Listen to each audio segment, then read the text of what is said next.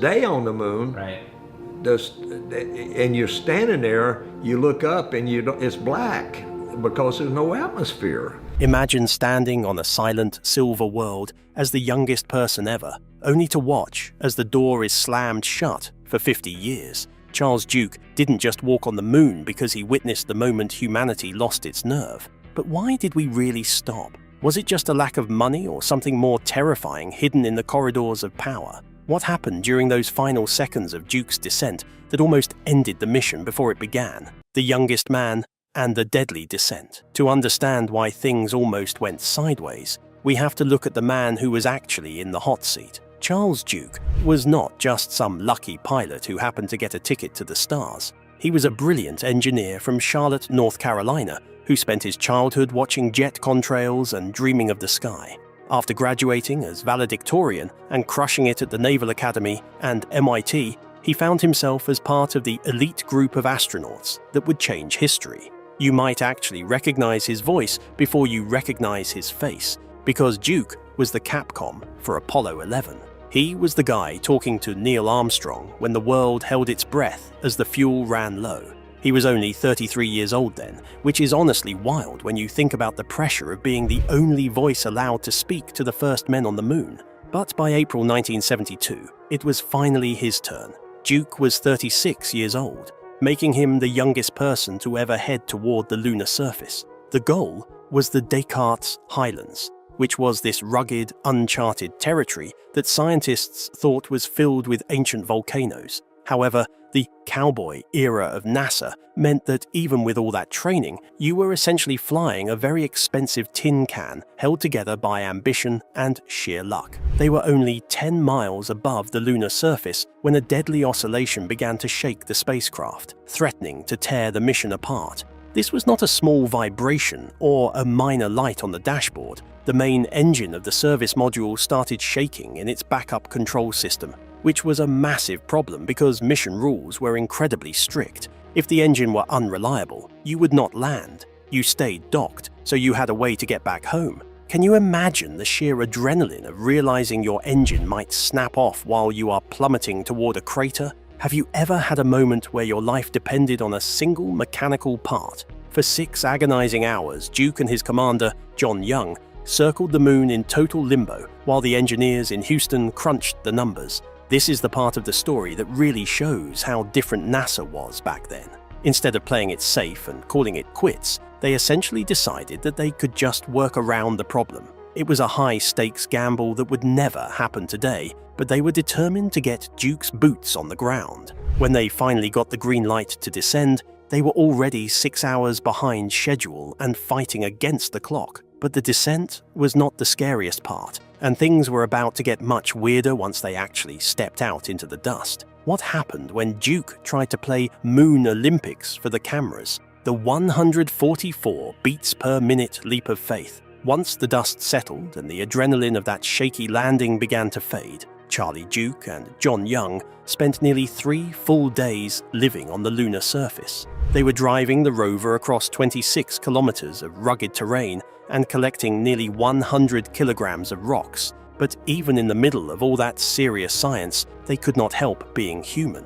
In 1/6 gravity, a simple jump for joy becomes a potential death sentence. And for Charlie Duke, it almost was. It happened during what they called the Lunar Olympics, at the very end of their final moonwalk. They were feeling great because the mission was a total success, and John Young decided to do a spectacular jump for the camera while saluting the flag. Naturally, being the youngest guy there and full of energy, Duke wanted to go even higher. He pushed off the lunar dust with everything he had, but he did not realize that his center of gravity was completely shifted by the massive life support backpack he was wearing. As he soared into the air, his feet went out from under him and he started flipping over backward. For a terrifying second, he was looking straight up at that absolute black void of space before crashing down hard on his backpack. If that tank had cracked or the seal on his helmet had popped, Duke would have been dead on live television in front of millions of people. His heart rate spiked to 144 beats per minute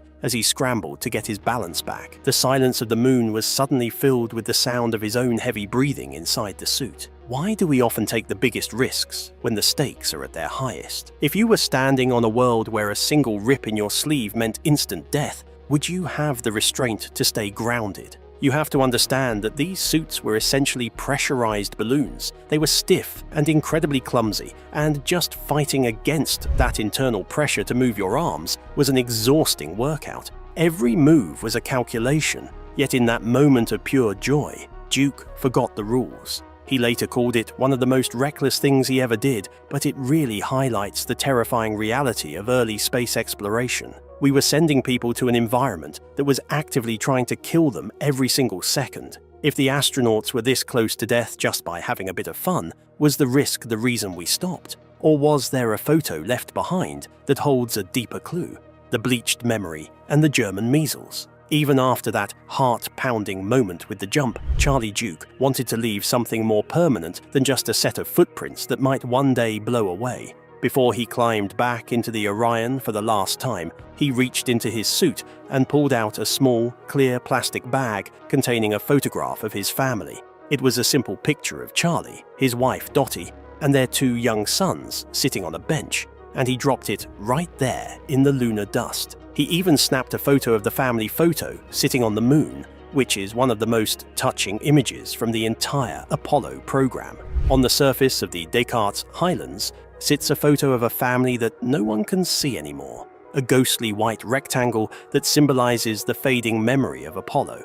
Because the moon has no atmosphere to protect it from the sun's intense ultraviolet radiation, that photo would have been bleached completely white within just a few days. It is still there right now, but it is just a blank, silent witness to a time when we actually walked among the stars. It is actually a bit poetic when you think about it. We spent billions of dollars and used the greatest technology on Earth to put a man on the moon, and one of the most significant things he left behind was a simple family portrait that was destined to disappear. Do you think the things we leave behind define us more than the things we bring back? It is easy to look at these astronauts as these untouchable, perfect specimens of humanity, but the truth is that they were just fathers and friends who were susceptible to the same stuff we deal with every day. In fact, a simple childhood illness almost derailed one of the most famous missions in history. While Duke was training as the backup for Apollo 13, he went to a birthday party for a friend's son and accidentally caught German measles.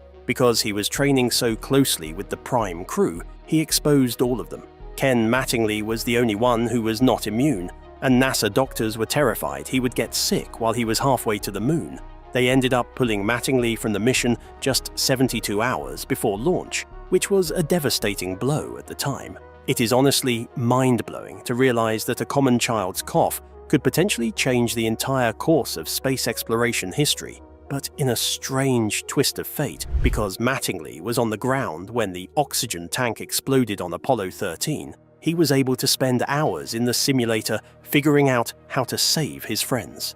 If Duke had not caught the measles, the outcome of that mission might have been very different. Isn't it strange how a child's illness could change the history of space exploration? This really shows just how fragile the entire Apollo program actually was. We like to think of it as this unstoppable machine, but it was really just a group of people doing their best while dealing with the same messy, human problems we all face. Duke was not just an astronaut, he was a guy who worried about his kids and felt the weight of exposing his friends to a virus. By the time he got to his own mission on Apollo 16, the pressure to succeed was higher than ever because the public was starting to lose interest. While Duke was looking at the stars through the first telescope ever placed on another world, the political support for the moon was already starting to crumble. The program was becoming a victim of its own success, and the supermen of the 70s were finding out that no matter how many rocks they brought back, it was never going to be enough for the people holding the purse strings.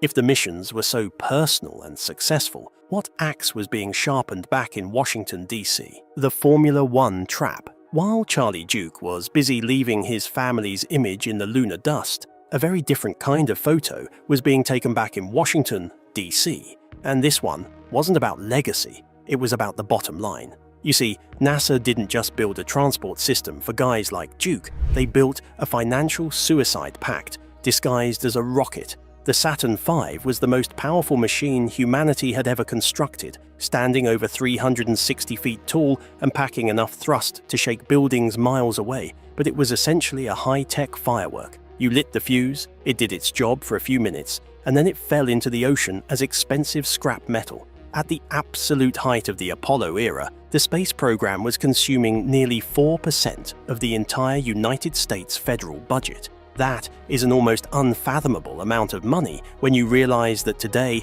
NASA usually operates on less than half of 1%. It was the ultimate Formula One trap, where you build the fastest car in the world, only to realize you cannot afford the gas or the tires for a second lap. The technical reality was that the Saturn V rockets were designed for a sprint, not a marathon, and we were running out of breath before we even reached the halfway point. Would you spend billions of dollars on a car you could only drive once? Most people would say that is insane, yet that was the exact logic of the Cold War. We were not looking to build a permanent home on the moon, we were just trying to get there before the Soviet Union did, so we could claim the high ground. Once the race was won, and the headlines started to fade, the politicians realized they were left with a very expensive hobby that was not helping them win elections at home. What is even more shocking is how quickly the bridge was burned behind us. By the time Apollo 17 splashed down, the production lines for the Saturn V were already being dismantled in what many historians see as a deliberate act of political sabotage to ensure no future administration could easily flip the switch back on. We did not just stop going, we destroyed the ability to go. The Smithsonian records show that the specialized tools and the incredible talent pool of 400,000 workers were scattered to the wind, effectively rendering the technology useless to prevent anyone from ever trying to go back. Why did we build a bridge to the stars only to burn it down behind us? It feels like we handed over the keys to the universe and then changed the locks. But as much as we talk about the billions of dollars and the shrinking budgets, money is often just a very convenient excuse for something much deeper. Money is an easy explanation that everyone accepts, but what was the real reason that NASA's top brass was too afraid to admit to the public? Protecting the legend. Money is the easiest scapegoat in the world, but it hides a much darker and deeply psychological truth that haunted the halls of NASA. You see, the greatest fear in Houston wasn't failing to reach the moon. It was the statistical certainty of a tragedy that would erase the glory of Apollo 11. Think back to what happened with Apollo 13. That oxygen tank explosion was a massive wake-up call that violently shook the space agency out of its honeymoon phase. Suddenly, the people running the show realized they were not just flying brilliant engineers on scientific errands, but they were actually strapping humans to the equivalent of controlled nuclear bombs. When Charles Duke sat down for a rare retrospective interview in 2022, 50 years after his historic flight, he peeled back the curtain on this exact mindset. He explained that NASA leadership essentially decided to retire the champion while it was still undefeated. The incredible appetite for risk completely evaporated almost overnight. The sheer terror of having an astronaut die on live television during the 1970s was absolutely paralyzing. Imagine millions of families sitting in their living rooms, eating dinner and watching a crew suffocate in deep space because a 50-cent valve failed or a parachute did not deploy upon re-entry. NASA knew their unbelievable streak of luck was running out rapidly, and the statistics were no longer in their favor. They had proven they could do the impossible, and the entire agency culture shifted heavily from risk-taking to intense risk aversion.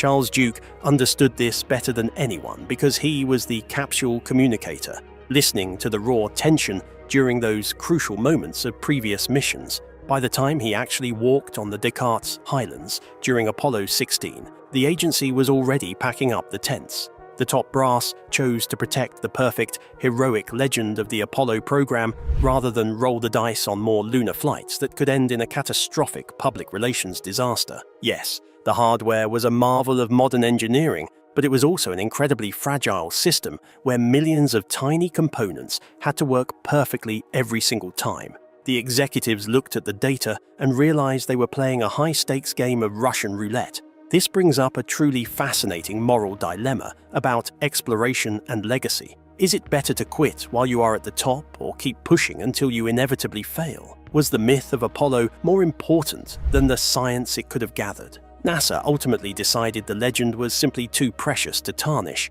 choosing to ground the fleet to freeze the space race in time as an untainted victory. But humans have a really hard time accepting simple explanations for massive historical shifts. We always want a villain or a secret cover-up to make sense of why we stopped dreaming so big. And that intense hunger for a hidden narrative has led to some wild places recently. If the truth is so simple, why is the internet in 2026 so obsessed with making Charles Duke a conspiracy theorist? The stolen voice. Right now, there are voices that sound exactly like Charles Duke telling you about aliens and secret bases. But these are not his words, because they are the ghosts of a stolen legacy.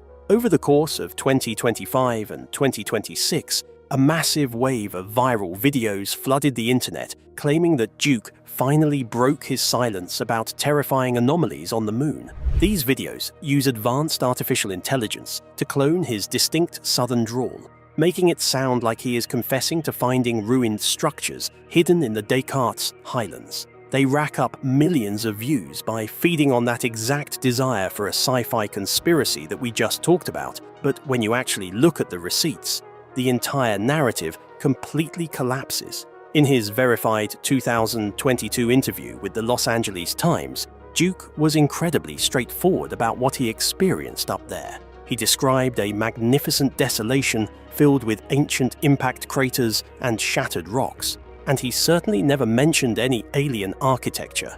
He has actually spent his twilight years fighting back against this clickbait industrial complex that tries to hijack his life's work for cheap views. Have you noticed how hard it is becoming to tell a real historical interview from an AI fabrication? Duke himself remains incredibly optimistic despite all the digital noise, focusing his energy on the upcoming Artemis generation rather than the conspiracy theorists. He knows the truth of his footprints being permanently stamped into the lunar dust, even if the internet tries to bury it under a mountain of fake audio. As we look toward the future and the new rockets preparing to launch, the real question is whether humanity is finally ready to build a permanent road to the stars, or if we are just setting ourselves up to abandon the moon all over again. But the moon is still there, waiting quietly above us, holding the footprints of Charlie Duke and 1,000 unanswered questions. We once reached it with slide rules, courage, and a rocket the size of a skyscraper. The real mystery isn't why we stopped, but whether we still have the nerve to return. If this story sparked your curiosity, hit like, subscribe, and tell us in the comments section below, should humanity go back to the moon again someday, or aim even farther next?